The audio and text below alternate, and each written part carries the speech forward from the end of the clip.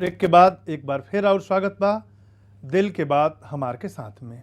बात होता female infertility के, महिला बांझपन के। आई मुख्य कारण पर बातचीत करें जब हमने के ओकरा पहले जौन रिस्क फैक्टर बा ऊपर बातचीत कल जाओ। डॉक्टर साहब, ये जौन महिला बांझपन बा ओकरा के कौन फैक्टर प्रभावित करेला? जिसे एगो दूगो फैक्टर हम एज के बात करिए, मोटापा के, और का फैक्टर बा जौन एकरा के प्रभावित करेला? देखिए, रिस्क फैक्टर की ये चीज जौन बा प्रभावित करेला ओकरा में हम रोके रुका के एगो कॉलर जुड़ल बनी। कॉल ले ली। Hello hello. हाँ सर। हाँ, अपन नाम बताई, कहाँ से बोलता नहीं? जी डॉक्टर साहब प्रणाम, हम बिहार के छपरा से मुकेश कुमार बोलते बानी। हाँ, सवाल पूछिए अपन। जी सर, हमार सवाल ई बा कि हमार शादी 2002 में भइल रहे जी। ओकरा बाद एगो बच्चा रहल जोन की 9 महीना बाद भइल मर गई जी। ओकरा बाद दिक्कत भइल कि फिर एगो और बच्चा रहल लेकिन वो ठीक से भइल है। जी जी। एगो बच्चा बाटे जो कि 5 साल के भइल जी। ओकरा बाद आज तक बच्चा नहीं रहत सर। बहुत डॉक्टर वगैरह के देखनी, पटना तक शांति राय बड़ी से देखनी। जी जी जी, अभी तक कोनो सवाल नहीं के। उम्र का होता है और वाइफ के? रुआ आपन उम्र, अपना पत्नी की उम्र बताएं। जी, हमार उम्र 25 होता है जी। सॉरी 23। जी जी। तुम्हारा कितना है? 28 हमारे पत्नी के बारे। अच्छा अच्छा सर। हाँ, देखिए ऑलरेडी 3 जौन मिसकैरेज बा चाहे डेथ जौन भइल बा, एक बच्चा वहाँ के लगे बा। जी। तो आगे भी ऐसा कोई खास एज नहीं है, लेकिन कॉज होकर वहाँ के ढूंढे के पड़ी कि आखिर कारण कहाँ बावे। अगर कोई साइकिल एबनॉर्मल होके वहाँ के तो वो चीज़ से प्रभावित हो सकेला, या फिर वह अगर मान ली कि अगर वहाँ के कोई जैसे जो स्ट्रक्चर बतौनी है सारा, कहीं स्ट्रक्चर में कोई प्रॉब्लम अगर बाद में आ गई लोग डायग्नोसिस भइल बा, जन टेस्ट वगैरह भइल बा, का ओकर रिपोर्ट का बा? Hello hello. लागत कि संपर्क टूट गइल बा। जी। लेकिन वहाँ के हमने के जवाब सुनत होकम टीवी पर। जी।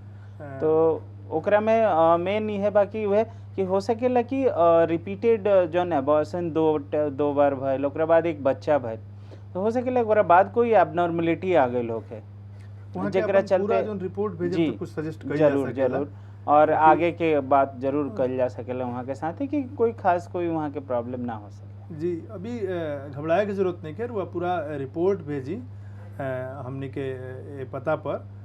एक चाहे तो पता नोट कर ली, ये बा हमार टीवी दिल के बात हमार के साथ, हमार टीवी A30 सेक्टर 4 नोएडा, ये पर भेजी पूरा रिपोर्ट। डॉक्टर साहब देख के रुआ के कुछ सजेस्ट कर सकता नहीं। बांझपन आज बहुत हद तक ओकर इलाज बाटे, ऐसे चिंता करे की जरूरत नहीं। डॉक्टर साहब हमने के साथ एक और कॉलर जुड़ल बनी। हेलो हेलो जी, अपन नाम बताई, कहाँ से बोलता नहीं और का समस्या बा? जी, मैं ब्रजेश कुमार बोल रहा हूँ मुजफ्फरपुर से। जी। मेरी समस्या है कि मेरी शादी 3 साल पहले हुई लगभग। जी जी ब्रजेश जी बोले। जी, और मेरी वाइफ को एमसी नहीं होती है, ठीक है जी। हेलो। हाँ ब्रजेश जी, थोड़ा ऊंचा आवाज में बोलें कि ताकि डॉक्टर साहब राउत सवाल ठीक से सुन सकें, जवाब दें। जी, मेरी वाइफ को मेंस नहीं होता है। कब कब कब से नहीं खे होत मेंस? शुरू से। अच्छा, शादी के बाद से ही? उसके पहले से ही मैंने डॉक्टर को दिखाया, ठीक है, जी, पटना में, तो उन्होंने अल्ट्रासाउंड और लेप्रोस्कोपिक टेस्ट के माध्यम से बताया जी जी यूट्रस एब्सेंट है, ठीक है जी। उस परिस्थिति में हम क्या करें, थोड़ा आप डॉक्टर साहब से एडवाइस लेकर हमको बताएं। डॉक्टर साहब बताएं। हाँ जरूर। देखिए, जहाँ चीज़ मतलब जौन धारण करे के चीज़ बवे यूट्रस ही एब्सेंट बवे, क्योंकि ये एबनॉर्मलिटी होला जौन रेयर कॉम्प्लिकेशन में आवेला कि जो इनफर्टिलिटी के रेयर कॉज में बा कि कोई जेनेटिक एबनॉर्मलिटी होके। जी।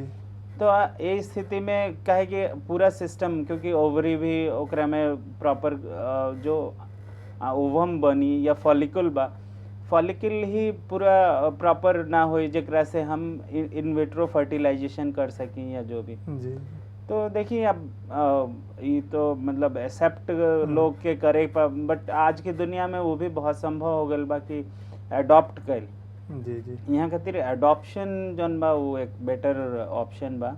या फिर अब तो अच्छा, लेटेस्ट ऐसा नहीं में हो सकता कि यहाँ के ओवरी से अंडा लेके या कोई दूसरा ओवरी में मदर में अब वो देखे के पड़ी कि ओवरी में भी ओवरी के अंडा का बा कि condition ना। है, जी। लेकिन अब ओवम के ब्लड जैसे ब्लड के बैंक बा वही ना ओवम के भी बैंक बा। जी जी ओजी से बैंक जोन बा ओजी से ओवम जोन बा लेकर के यहाँ के स्पर्म से फर्टिलाइज करा के ओकरा बाद जोन बा ओकरा के अदर सरोगेट मदर वाली जोन बाद रहा के हम कहनी मान लीजिए बैंक से रुआ ओवम लेता नहीं आ यहाँ के यहाँ- स्पर्म लेता नहीं, लेकिन यहाँ के तो यूटेरस बाना तो कहीं ना कहीं और हाँ वह सरोगेट वह surrogate ओकरा mother, खातिर हाँ माने ओकरा दूसरा खातिर- महिला में ही ओकरा के हाँ जी, इम्प्लांट हाँ जी, करे हाँ के जी। पड़ी। मतलब कहीं ना कहीं ओकरे पालन खातिर कोई जगह चाहिए जेकरा चलते जेकरा में वो बच्चा पली बड़ी वो तो बाहर जी, तो जी, रह हाँ, ना वो तो सके। यूटेरस में रखे के पड़ी। हाँ डॉक्टर साहब एक और कॉलर जुड़े बनी। हेलो, हाँ जी, अपन नाम बताएं, स्थान बताएं, हाँ सवाल पूछी। हाँ, हमारा नाम अमरजीत है। जी हम फैजाबाद से बोल रहे हैं। जी अमरजीत जी। और प्रॉब्लम हमारी ये है कि हमारी मैरिज 86 में हुई थी, 1986। थोड़ा आवाज और तेज कर दी।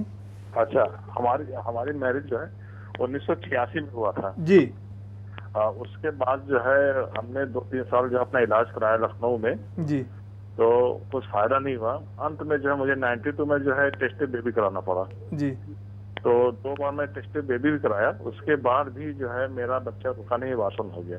जी और आज क्या तो हो चूंकि गया? मेरी एज जो है 46 के पास पहुंच गई, मैडम की मेरी जो 44 की एज है। डॉक्टर साहब राउत सवाल ठीक से सुनी ना, थोड़ा सा फिर से एक्सप्लेन करी। हाँ, इसमें हाँ बात यह है कि मेरी मैरिज जो है 86 में हुई थी। जी 86 में होने के बाद जो है मैं जो है काफी दिन तक दवा कराया जी लखनऊ में, जो है डॉक्टर ये सरोज श्रीवास्तव के पास भी, और उसमें कोई प्रॉब्लम नहीं थी उनको। इसमें ओवरी में जो है थोड़ी सी प्रॉब्लम थी, तो वो सफाई वगैरह उन्होंने कर दिया था। ओवरी में प्रॉब्लम थी। हाँ, ओवरी में थोड़ी सी प्रॉब्लम उन्होंने बताया था, सफाई वगैरह उन्होंने गानी थी। जी नहीं जब आप टेस्ट ट्यूब बेबी जब आपने वो किया उसके बाद क्या बच्चा क्या लाइव है क्या है मल्टीपल?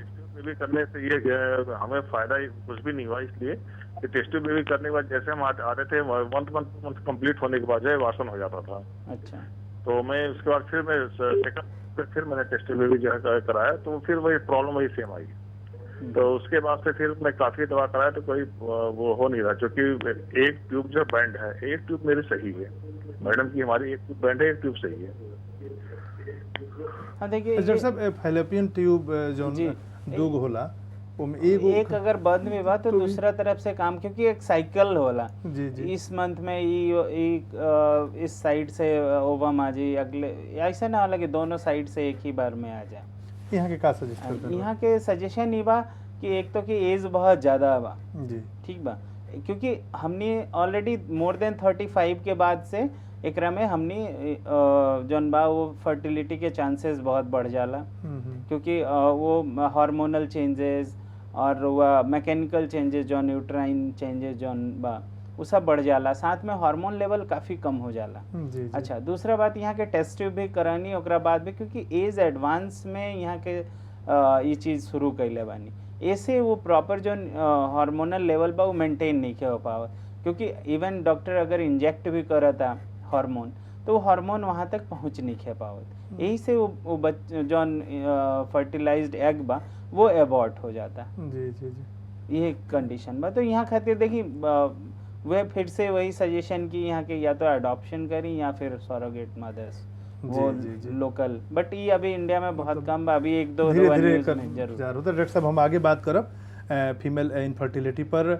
अभी ओकरा कॉज पर ओकरा मेन इलाज पर जरूर जाने के चाहते हैं, ऊपर बहुत विस्तार से हम बातचीत करब। रुआ बना रही हमारे के साथ है। अभी हम ले मिहा एगो छोट ब्रेक।